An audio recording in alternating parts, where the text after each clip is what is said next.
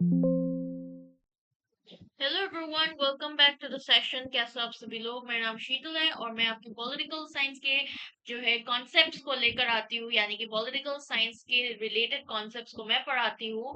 और अगर आज के टॉपिक आप लोग देख पा रहे होंगे, पॉलिटिकल साइंस को लेकर मैं बात करूँ तो हाई कोर्ट के आपके इस्टेब्लिशमेंट ईयर हो गया, आपका क्रोनोलॉजी क्वेश्चंस जो है उसमें बहुत सारे सवाल जो है वो देखने को मिल रहा है अभी कुछ सी आपका जो टाइम पीरियड में। तो इसीलिए हाई कोर्ट इंडिया का आपका एस्टेब्लिशमेंट ईयर, एक्ट्स, कौन कौन सा जगह पर क्या हाई कोर्ट स्टैब्लिश करा गया है, तो ये सारे जो है डिटेल्स पढ़ना बहुत जरूरी है। तो इसीलिए मैं आज पॉलिटिकल साइंस फैक्ट्स के लिए आपके फैक्चुअल सेक्शन एक लेकर आई हूँ हाई कोर्ट ऑफ इंडिया से रिलेटेड। तो अब चलो अब पढ़ना शुरू करते हैं आज का session.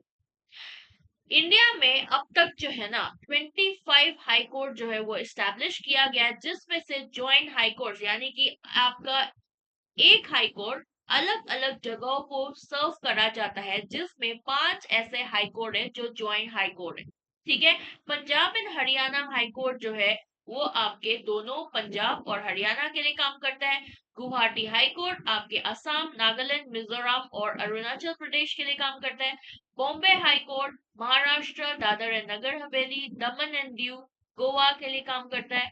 Calcutta high court West Bengal और अंडमान एंड निकोबार आइलैंड के लिए काम करता है। और मद्रास हाई कोर्ट जो आपके तमिलनाडु और पुडुचेरी के लिए काम करता है। ये जो कलकत्ता हाई कोर्ट है ना, अब ये आपका कोलकाता हो चुका है। ठीक है, पुराना वर्जन में वो कलकत्ता बुलाया जाता था, अब जो है कोलकाता बुलाया जाता है। तो इसको भी याद कर लेना, कंफ्यूज नहीं होना नाम पे। ठीक है।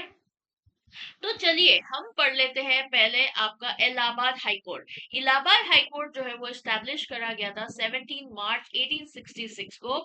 और किस एक्ट के अंदर एस्टेब्लिश किया गया था? India Indian high court act 1861 के तहत जो है ये एस्टेब्लिश किया गया था। नेक्स्ट कलकत्ता हाई कोर्ट, ये 2 जुलाई 1862 को एस्टेब्लिश किया गया है। टाइम पीरियड याद करना जरूरी। ये देखो यहाँ पर 1866 एक और मैं दिखाऊंगी। ठीक है, ये 1862 है। किस एक्ट के तहत? इंडियन हाई कोर्ट एक्ट 1861 के तहत। और इसी तरीके से जो है वो दिखता है आपका Calcutta high court. Bombay High court establish किया जाता है 14 अगस्त 1862 को। ये देखो, अगर क्रोनोलॉजी में आता है 1862 सिर्फ याद करते हो तो आपको कंफ्यूजन हो सकती है। यहाँ पर जब क्रोनोलॉजी अरेंजमेंट आता है, यहाँ पर 2 जुलाई था, यहाँ पर 14 अगस्त था 1862 होने के बावजूद। तो सबसे पहले कौन आएगा? कैलकाटा आएगा पहले, उसके बाद जो है अगस्त वाला आएगा, है ना। तो ये भी स्टैब्लिश किया गया है इंडियन हाई कोर्ट एक्ट 1861 के तहत। मद्रास हाई कोर्ट 26 जून 1862, ये सबसे पहले आएगा क्योंकि 1862 होने के बाद ये जून में है। दूसरा जुलाई में था कलकत्ता हाई कोर्ट। और आपका जो है बॉम्बे हाई कोर्ट अगस्त में थे, है ना। ये भी आपके इंडियन हाई कोर्ट एक्ट 1861 के तहत स्टैब्लिश किया गया है। और दिल्ली हाई कोर्ट स्टैब्लिश करा जाता है 31 अक्टूबर 1966 को, दिल्ली हाई कोर्ट एक्ट 1966 के तहत। तेलंगाना हाई कोर्ट स्टैब्लिश किया गया था 2019 में। इस्टेब्लिशमेंट एक्ट जो है वो है आपका आंध्र प्रदेश रीऑर्गेनाइजेशन एक्ट 2014, इनके तहत इस्टेब्लिश किया गया था। आंध्र प्रदेश हाई कोर्ट ये स्टैब्लिश करा गया है 1 जनवरी 2019 को। और ये भी आंध्र प्रदेश रीऑर्गेनाइजेशन एक्ट 2014 के तहत स्टैब्लिश किया गया है। गुजरात हाई कोर्ट 1 मई 1960 को स्टैब्लिश किया गया। और बॉम्बे रीऑर्गेनाइजेशन एक्ट 1960 के तहत ये स्टैब्लिश किया गया है। इस आपका कर्नाटका हाई कोर्ट स्टैब्लिश किया जाता है 1884 में। और आपका जो है मैसूर हाई कोर्ट एक्ट 1884 के तहत जो है आपका कर्नाटका हाई कोर्ट का स्टैब्लिशमेंट हुआ। केरला हाई कोर्ट जो है वो 1 नवंबर 1957 को स्टैब्लिश हुआ। और स्टेट रीऑर्गेनाइजेशन एक्ट 1956 के तहत जो है वो आपके केरला हाई कोर्ट जो है वो स्टैब्लिश हुआ। मध्य प्रदेश हाई कोर्ट 2 जनवरी 1956 को स्टैब्लिश हुआ। और गवर्नमेंट ऑफ इंडिया एक्ट 1935 को है इसके तहत स्टैब्लिश किया गया है। छत्तीसगढ़ हाई कोर्ट स्टैब्लिश किया जाता है 1 नवंबर 2000 में और मध्य प्रदेश रीऑर्गेनाइजेशन एक्ट 2000 के तहत स्टैब्लिश किया गया। Punjab and Haryana high court जो है ये आपका 15 अगस्त 1919 को स्टैब्लिश किया जाता है पंजाब हाई कोर्ट ऑर्डिनेंस 1947 के तहत। राजस्थान हाई कोर्ट 21 जून 1956 को स्टैब्लिश किया गया राजस्थान हाई कोर्ट ऑर्डिनेंस 1949 के तहत। उत्तराखंड हाई कोर्ट स्टैब्लिश किया जाता है 9 नवंबर 2000 को और आपका उत्तर प्रदेश रीऑर्गेनाइजेशन एक्ट 2000 के तहत जो है ये आपका हाई कोर्ट जो है उत्तराखंड हाई कोर्ट स्टैब्लिश किया गया। हिमाचल प्रदेश हाई कोर्ट जो है वो 25 जैन 1971 को स्टैब्लिश किया जाता है और state of Himachal Pradesh act 1970 के तहत जो है ये स्टैब्लिश किया गया। झारखंड हाई कोर्ट स्टैब्लिश किया जाता है 15 नवंबर 2000 को और ये आपके बिहार रीऑर्गेनाइजेशन एक्ट 2000 के तहत स्टैब्लिश किया गया। बिहार हाई कोर्ट जो आपकी पटना में लोकेटेड है ये स्टैब्लिश किया जाता है 3 फेब 1916 को और गवर्नमेंट ऑफ इंडिया एक्ट 1915 के तहत ये स्टैब्लिश किया जाता है।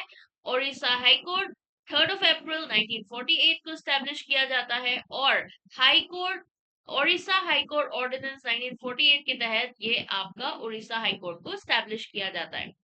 सिक्किम हाई कोर्ट 16 मई 1975 को स्टैब्लिश किया गया और 36 अमेंडमेंट आपके इंडियन कॉन्स्टिट्यूशन एक्ट जो है उनके तहत आपके सिक्किम हाई कोर्ट का स्टैब्लिशमेंट हुआ है। त्रिपुरा हाई कोर्ट 26 मार्च 2013 को स्टैब्लिश किया जाता है और नॉर्थ ईस्टर्न एरियाज और other related laws amendment act है जो 2012 में आई थी इसके तहत त्रिपुरा हाई कोर्ट का स्टैब्लिशमेंट हुआ।